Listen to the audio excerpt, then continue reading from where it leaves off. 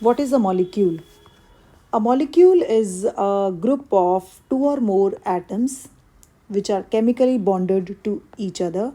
That means the atoms are held together with forces of attraction, and it is that smallest particle of an element or a compound which is capable of an independent existence. Like in atoms, I told you that atoms may or may not have an independent existence, but molecule is that smallest particle which is capable of existing independently, and it shows all the properties of that substance. Okay. Now, a molecule may be formed when atoms of the same element combine, or when atoms of different elements join with each other. So, accordingly, we have two different kinds of molecules: molecules of elements and molecules of compounds. Okay.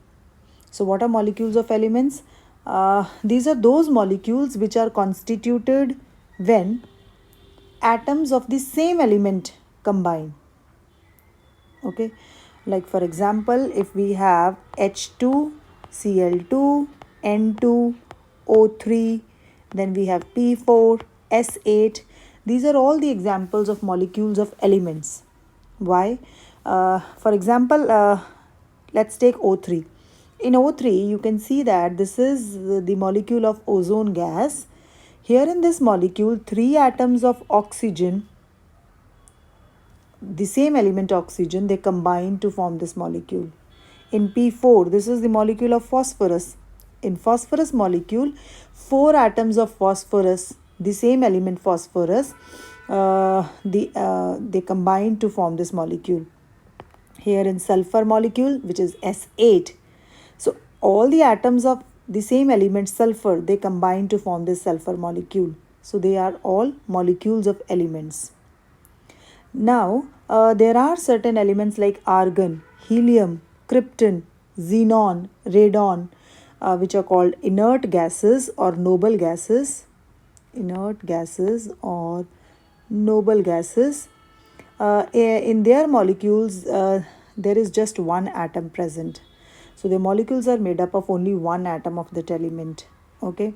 Now, the number of atoms which are present in a molecule, that is known as the atomicity of the molecule.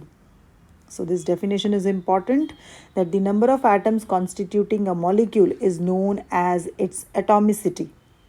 So for example, in case of H2, the atomicity is 2 because it has two atoms in its molecule. Like P4, the atomicity is 4.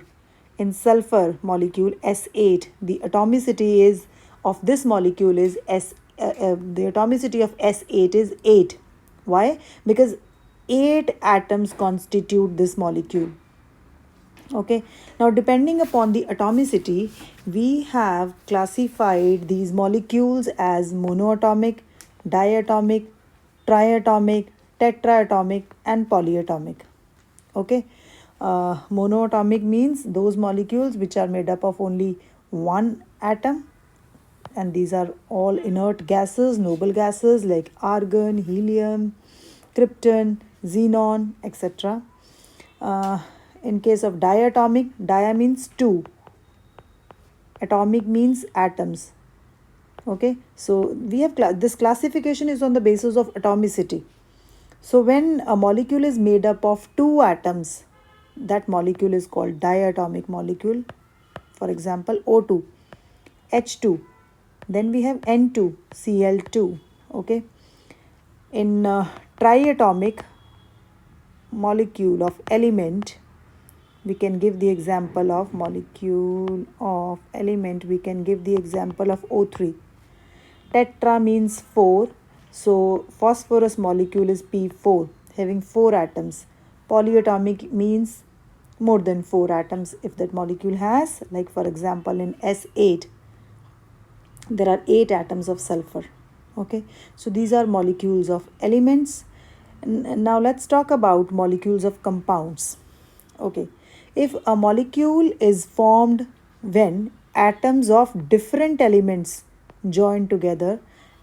And the second condition is that these atoms must combine in definite proportion. Now, such molecules are called molecules of compounds. Repeating it again, a molecule of compound is formed when atoms of different elements join together in a definite proportion. Molecules of compounds are formed. Okay, so let's take a few examples of molecules of compounds like NH3. This is ammonia molecule. H2O, CO2, H2SO4.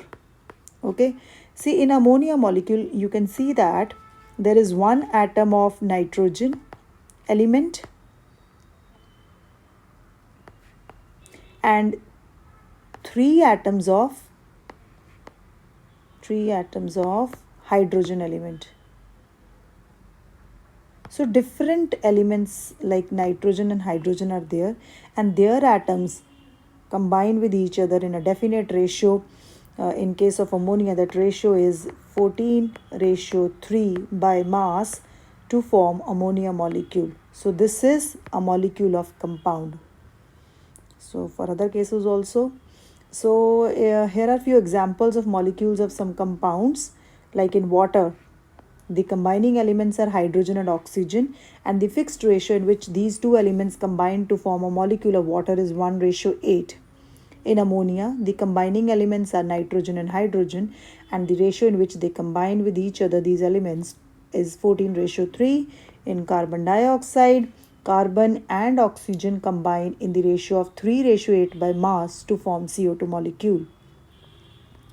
So this ratio by mass is really very important, because knowing this ratio by mass and the atomic masses of the elements, we can calculate the ratio by number of atoms of the elements in a molecule. So that means we can know that in the formula of this molecule how many atoms of a particular element are present.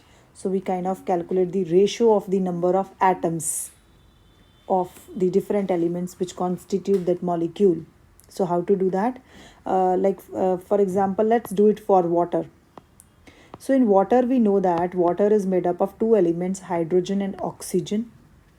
And yes, we know its ratio by mass, that is 1:8. So hydrogen has this 1 and oxygen 8. Of course, we should know the atomic masses also of these elements which combine to form that particular molecule. So hydrogen has 1 U atomic mass, oxygen has 16 U. So what we have to do is we have to divide this ratio by mass, this mass ratio, by atomic mass. So we have to divide this 1 by 1 here. This is 8/16, half. Now this ratio has to be in whole number. So like this is half, is fraction. So we have to convert it into whole number. So we will divide both the terms with 2 so that we get the exact whole numbers in both the cases. Here we will get 2, here we will get 1. So now the simplest ratio is 2:1. So thus the ratio by number of atoms for water is 2:1. That means hydrogen has 2 atoms in water molecule and oxygen has 1 atom. Similarly, we can calculate this ratio for ratio by number of atoms for other molecules. Like let's do it for carbon dioxide. In case of carbon dioxide, we know that the elements are carbon and oxygen. Okay, then ratio by mass is ratio by mass is 3:8 in carbon dioxide molecule. Then atomic mass we have is carbon is 12U, oxygen is 16U. So what we have to do is we have to simply divide both these terms. So mass ratio by atomic mass. So what you get is 3/12, that's equal to 1/4, 8/16, that's equal to 1/2. Now both the ratios are in fractions. So we will multiply both the ratios with such a number that we get both the whole numbers. Okay, so like we will multiply this by 4, and here also we will multiply both the terms, we will multiply by 4. So here we will get 1, here we will get 2.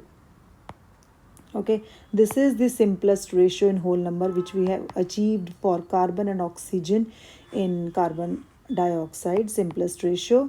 So the ratio by number of atoms for carbon dioxide is carbon oxygen, this is 1:2. So the molecule of carbon dioxide will have 1 atom of carbon and 2 atoms of oxygen. Okay, similarly you can calculate this for other molecules.